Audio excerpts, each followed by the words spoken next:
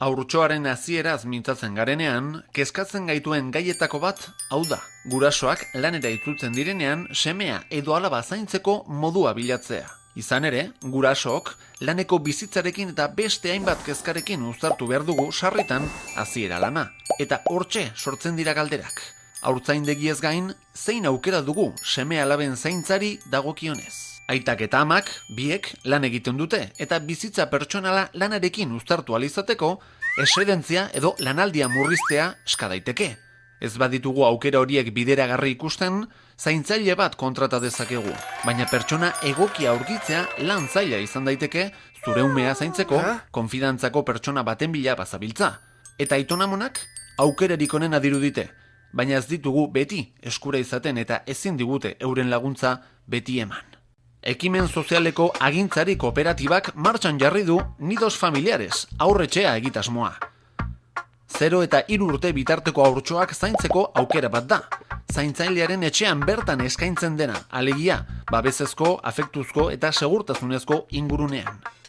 Europako beste herrialde askotan urteak daramatzate dagoeneko antzeko ekimenekin, eta orain Euskal Autonomia Erkidegora iritsi zaizkigu Nidos Familiares haurretxeak izenarekin.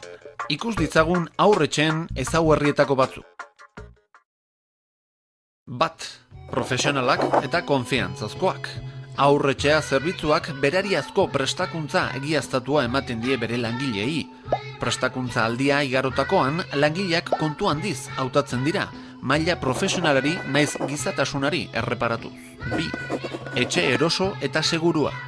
Haurretxea zerbitzua zaintzailearen etxean ematen denez, 3 edo 4 haurtxo hartzeko prestatzen da, eta beraz, zure etxearen luzapentzat hartzen dezake.